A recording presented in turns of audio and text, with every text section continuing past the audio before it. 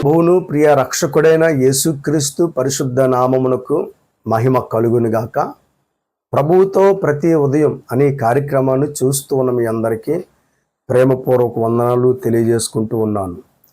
కృపా కనికరములు కలిగిన దేవుడు మీ అందరికీ తోడయుండి సర్వసత్యములోనికి నడిపించునుగాక. దేవునికి మహిమ కలుగునుగాక. పరిశుద్ధ గ్రంథంలో నుండి ఈ ఉదయకాల సమయంలో కొన్ని మాటలు మనం ధ్యానం చేద్దాం. దేవుని ప్రియులారా, దేవుని కొరకు నీతి కలిగి జీవిస్తే ఆయన చేసేటువంటి మేలులు వారి జీవితంలో అధికంగా ఉంటాయి. దేవుని కొరకు నీతి కలిగి ఎవరైతే జీవిస్తారో వారికి దేవుడు ఇస్తున్నటువంటి వాగ్దానాలు కూడా అధికంగా ఉంటాయి. దేవుని కోసం నీతి కలిగి బ్రతుకుతున్న వారందరి జీవితాల్లో కూడా దేవుడు వారిని చూస్తూ ఉంటారు. నీతిమంతులను చూసే దేవుడు ఆయన ఏమాత్రము కూడా తన మీద ఆధారపడి ఆయన కొరకు నమ్మకంగా యథార్థంగా నీతి కలిగి ప్రవర్తిస్తున్న వారిని ఏమాత్రము కూడా ఆయన విడిచిపెట్టడు. మనము యథార్థంగా ఆయన కొరకు జీవించాలే కానీ ఆయన కనుదృష్టి ఎప్పుడూ ఆయన కొరకు నమ్మకంగా బ్రతుకుతున్న వారి మీద ఉంటుంది. పరిశుద్ధ గ్రంథంలో కొన్ని మాటలు మనం ధ్యానం చేసుకున్నట్లయితే యోబు గ్రంథం 36వ అధ్యాయం 7వ వాక్యం మనం చదువుకున్నట్లయితే, నీతిమంతులను ఆయన చూడకపోడు. చూసారా? నీతిమంతులను ఆయన ఎప్పుడు చూస్తూ ఉంటాడు. యథార్థ హృదయుల ఎడల ఆయన దృష్టిస్తాడు. ఆయన మీద ఆధారపడి ఆయనకి భయపడి నమ్మకంగా బ్రతుకుతున్న వారిని ఎప్పుడు కూడా ఆయన విడిచిపెట్టడు. నీతిమంతులను ఆయన హెచ్చింపజేసే దేవుడిగా ఉన్నాడు, వారిని గణపరిచేవాడుగా ఉన్నాడు. కనుక దేవుని కొరకు మనం జీవిస్తే, దేవుని ప్రియులారా, దేవుడు మన ఎడల చేసేటువంటి మేలులు ఎంతో గొప్ప మేలులు. పరిశుద్ధ గ్రంథంలో అనేకులు మనం చూస్తున్నాం. యోసేపు కావచ్చు, దానియేలు కావచ్చు, ఇలా అనేకులు, దావీదు కావచ్చు, దేవుని కోసం వారు నిలబడ్డారు. గొప్ప కార్యాలు వారు సాధించినట్లుగా, దేవుడు వారికి తోడుగా ఉన్నట్లుగా మనం చూస్తూ ఉన్నాం. దేవుని ప్రియులారా, యోబు గ్రంథంలో మనం చూసుకుంటున్నటువంటి మాటలు ఒకసారి మనం ధ్యానించినట్లయితే, నీతిమంతులను ఆయన చూడకపోడు, సింహాసనం మీద కూర్చుండు రాజులతో ఆయన వారిని నిత్యమును కూర్చుండబెట్టెను, వారు గణపరచబడుదురు. ఎంత అద్భుతమైన మాటలు కదివి. సింహాసనం మీద కూర్చుండు రాజులతో వారిని నిత్యము కూర్చుండబెట్టే దేవుడైన యోసేపు యొక్క జీవితంలో దేవుని బిడ్డలారా నీతి కలిగి ప్రవర్తించాడు. కొంతకాలం శ్రమలు అనేటువంటి ఇబ్బందులు అతనికి కలిగినప్పటికీ కూడా ఆ శ్రమలలో కూడా దేవుని యందలి భయభక్తులు కలిగి యథార్థంగా బ్రతికాడు. గనుక దేవుడు ఏమాత్రం కూడా యోసేపును విడిచిపెట్టలా అండి. రాజు సింహాసనం దగ్గరే మరి ఈ యొక్క యోసేపుకు కూడా దేవుడు సింహాసనాన్ని ఏర్పాటు చేస్తున్నట్లుగా మనం చూస్తూ ఉన్నాం. ఐగుప్తు ప్రాంతానంతటికి కూడా ఒక అద్భుతమైనటువంటి ప్రధానిగా యోసేపుని దేవుడు నియమించినట్లుగా చూస్తున్నాం. అంతవరకు చెరసాలలో ఉన్న వ్యక్తిని దేవుడు ఒకేసారి ఐగుప్తీ దేశానికి ప్రధానిగా నిలవబెట్టగలిగాడు. దేవునికి మహిమ. గనుక దేవుని ప్రియులారా, సింహాసనం మీద కూర్చుండు రాజులతో ఆయన వారిని నిత్యమును కూర్చుండబెడతాడు. దానియేలు యొక్క జీవితంలో కూడా అదే జరిగింది కదా. సంస్థానాధిపతి ఆ రాష్ట్రంలో పనిచేస్తున్న వారు అందరికంటే ఒక అద్భుతమైనటువంటి హోదా దేవుడు దానియేలుకి ఇచ్చినట్లుగా వాక్యంలో మనం చూస్తూ ఉన్నాం. కనుక దేవుని ప్రియులారా, దేవుని కొరకు నీతి కలిగి జీవించే వారిని ఎప్పుడు విడిచిపెట్టడం, వారిని చూస్తారు. కనుక వారిని ఆయన హెచ్చిస్తాడు.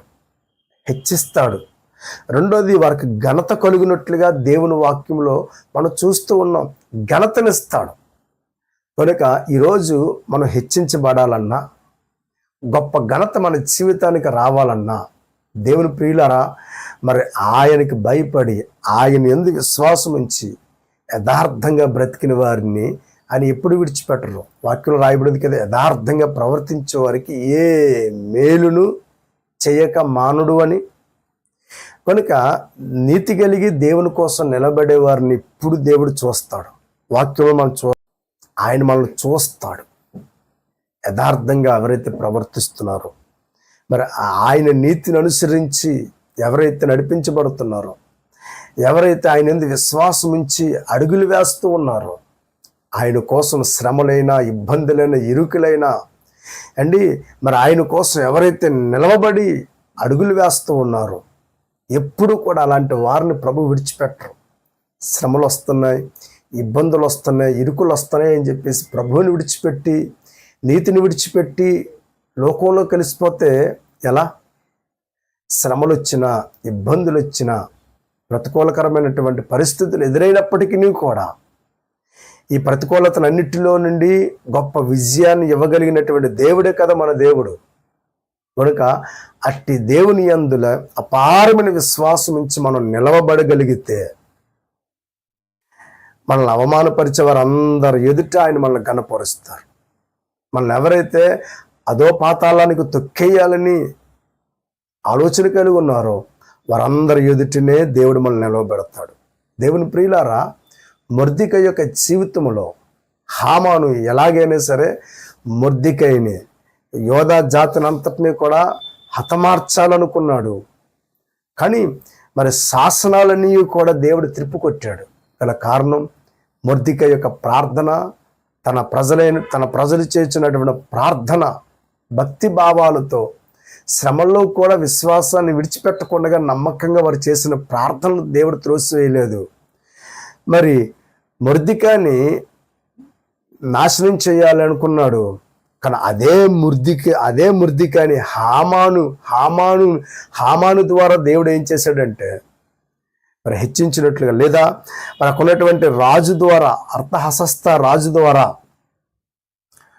మరి మొర్దెకైని ప్రభు హెచ్చించినట్లుగా చూస్తున్నాం. హామాను యొక్క ముఖం కాస్త ఏమైపోయిందంటే మారిపోయింది. గల కారణం ఏంటంటే, నేను తొక్కేయాలనుకున్నాను, నేను అతన్ని పాడు చేయాలి, నాశనం చేయాలి, అదో పాత్రలకు తొక్కేయాలనుకున్నాను, కానీ నా వల్ల కాలేదు. ఇది ఎలా సాధ్యం? అర్థం కాని పరిస్థితిలో అతడు ఆలోచన చేస్తూ ఉంటే తనతో ఉన్న స్నేహితులు అంటారు, నువ్వు ఎవరితో పెట్టుకున్నావో తెలుసా? సర్వాధికారి అని దేవుని బిడ్డలు యూదులతో నువ్వు పెట్టుకున్నావు కనుక నీ కార్యాలన్నీ కూడా, నీ చర్యలన్నీ కూడా ఏమాత్రము కూడా సఫలపరచబడవు, సమస్తము కూడా విఫలపరచబడుతుందని వారి కుటుంబ సభ్యులే హామానుకు వార్నింగ్ ఇస్తూ ఉన్నట్లుగా చూస్తూ ఉన్నాం. అవును, దేవుడు ఒక్కసారి మనల్ని హెచ్చించాలని ఆశపడ్డా, ఒకసారి మనల్ని హెచ్చిస్తూ ఉన్నాడా, ఇక మనల్ని ఎవరూ కూడా కింద పడగొట్టలేరు. ఎవరి వల్ల సాధ్యం కాదు. ఒకవేళ నీ పేరు రాకుండా ఎంత నిన్ను తొక్కేయాలనుకున్నా, మరి ఆయన నిన్ను హెచ్చించాలనుకున్నప్పుడు ఎంతమంది ఎన్ని రకాలుగా నిన్ను అడ్డుకున్నా సరే ఏమాత్రం కూడా నీ విజయాన్ని వారు ఆపలేరు, నీ గొప్పతనాన్ని వారు ఏమాత్రం కూడా ఆపలేరు. కనుక దేవుని ప్రియులారా, మరి అలాంటి కృప దేవుడు ఇస్తాడు. ఎప్పుడంటే ఆయన మీద నమ్మకం ఉంచి ఆయన కొరకు నీతి కలిగి నిజాయితీగా బ్రతికిన వారికి. శ్రమల్లో దేవుడు వారిని విడిచిపెట్టారా? మొర్దెకైని విడిచిపెట్టలా. తన ప్రజలందరినీ దేవుడు గొప్పవాడిగా నిలబెట్టినట్లుగా చూస్తున్నాం. కనుక ఈ ఉదయకాల సమయంలో దేవుని ప్రియులారా, మరి నీతిమంతుల ప్రార్థనల్ని ఆయన త్రోసివేయడు, వారి మొర్రని ఆయన విడిచిపెట్టడు. తప్పనిసరిగా ప్రార్థన వింటాడు, వారిని చూస్తాడు ఆయన. కనుక మన దేవుని యొక్క గొప్పతనం అది. ఆయన ఏమాత్రం తన పిల్లల్ని, తన వారిని విడిచిపెట్టేవాడు కాదు. కనుక ఈ ఉదయకాల సమయంలో దేవుని ప్రియులారా, హెచ్చించేవాడు ఆయనే, గణపరిచేవాడు ఆయనే. ఆయన మనల్ని చూస్తున్నాడు, మనల్ని గొప్పవాడిగా ఆయన నిలవబెడతాడు. దేవుని ప్రియులారా, నీతిమంతులను దేవుడు విడిచిపెట్టాడు. కనుక వారిని ఏం చేస్తాడంటే వారు వృద్ధిపరచబడినట్లుగా దేవుడు చేస్తాడు. పరిశుద్ధ గ్రంథంలో చూసుకున్నట్లయితే 92వ కీర్తన 12వ వాక్యంలో రాయబడింది, నీతిమంతులు ఖర్జూరపు వృక్షము వలె మువ్వవీయుదురు, లెబానోను మీద దేవదారు వృక్షము వలె వారు ఎదుగుదురు. లెబానోను మీద దేవదారు వృక్షం అది చూడండి, నెట్ట నిలువుగా అది చక్కగా నిటారుగా అది ఎదుగుతూనే ఉంటుంది. ఎంత అద్భుతం అండి. కనుక దేవుడు లెబానోను చెట్టుతో పోల్చాడు. అది ఆకాశానికి అందుకునేంత పొడవుగా ఎంతో చక్కగా ఎదుగుద్ది ఆ చెట్టు. అలాగే అక్కడ మనం చూస్తూ ఉన్నాం, ఖర్జూరపు చెట్టు వలె నీతిమంతుడు ఎప్పుడు ఆధ్యాత్మికమైనటువంటి విషయాలు ఎప్పుడు ఎలా ఉంటాడంటే ఫలిస్తూనే ఉంటాడు, అతడు ఎదుగుతూనే ఉంటాడు. అతని ఎదుగుదల కానీ అతని ఫలానికి ఎవరు కూడా, అతను ఫలించే తత్వానికి ఎవరు కూడా కొట్టివేయలేడు. ఎందువలంటే నీతిమంతులను దేవుడు ఆ రీతిగా అభివృద్ధి పరిచేది ఆయనే కదా. కనుక దేవుని ప్రియులారా, నీతిమంతులు ఖర్జూరపు వృక్షం వలె వాళ్ళు ఎప్పుడు మువ్వ వేస్తారు, వారు ఎప్పుడు అభివృద్ధి పరచబడతారు, వారు ఎప్పుడు చిగురిస్తూ ఉంటారు. వారి జీవితం ఎప్పుడు ఆనందాన్ని, వారి జీవితంలో ఎప్పుడూ కూడా ప్రతికూలతలు ఎదురైనప్పటికీ కూడా ఏమాత్రము కూడా వారి గిడసబారిపోయే చెట్టు వల్ల ఉండరట. నానాటికి వారు చిగురిస్తూనే ఉంటారు. దేవునికి మహిమ.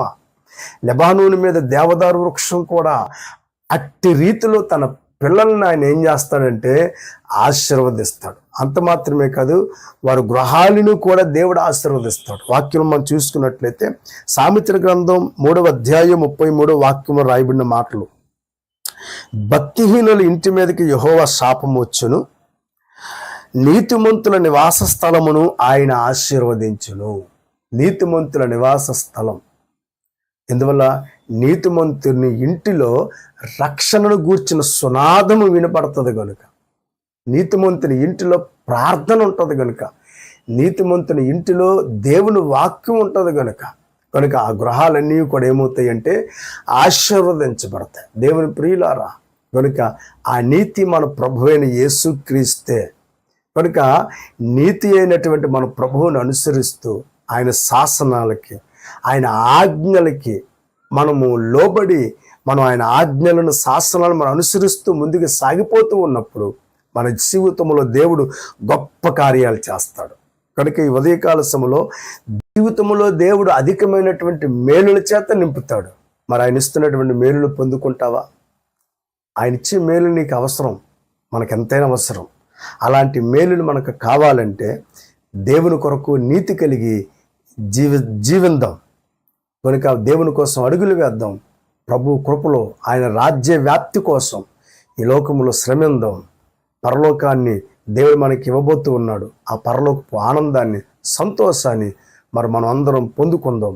కనుక అట్టి కృప దేవుడు మనకు అనుగ్రహించినట్లుగా ఈ ఉదయకాల సమయంలో సంపూర్ణమైనటువంటి విశ్వాసంతో ప్రభు కోసం అడుగులు వేద్దాం. దేవుడు అట్టి ధన్యకరమైనటువంటి జీవితాన్ని మనకు అనుగ్రహించునుగాక. ప్రార్థన. కనికర సంపన్నుడును ప్రేమ కలిగిన దేవా, మా ఆధ్యాత్మికమైనటువంటి జీవితంలో నీతి కలిగి మేము ప్రవర్తించినట్లుగా సహాయం దయచేయండి. అవును ప్రభా, మా ఆధ్యాత్మికమైన జీవితంలో యథార్థంగా మీ కొరకు ముందుకు సాగితే మా జీవితంలో అధికమైన మేలులు చేస్తూ హెచ్చిస్తూ మా పట్ల నీ కనుదృష్టి నిలిపి మేము వర్ధిల్లున్నట్లుగా, మా కుటుంబాలు ఆశీర్వదించినట్లుగా చేస్తారు. కనుక ఆ రీతిగా నీ యందలి విశ్వాసం ఇచ్చి మీ కొరకు నమ్మకంగా మేము బ్రతకడానికి సహాయం చేయమని ప్రార్థిస్తూ కార్యక్రమాన్ని చూస్తున్న వారిని అందరినీ ఆశీర్వదించండి. యేసు నామం ద్వారా ప్రార్థన అడుగుచున్నాము తండ్రి. ఆమెన్. దేవుడు మిమ్మల్ని దీవించును గాక. ఆమెన్.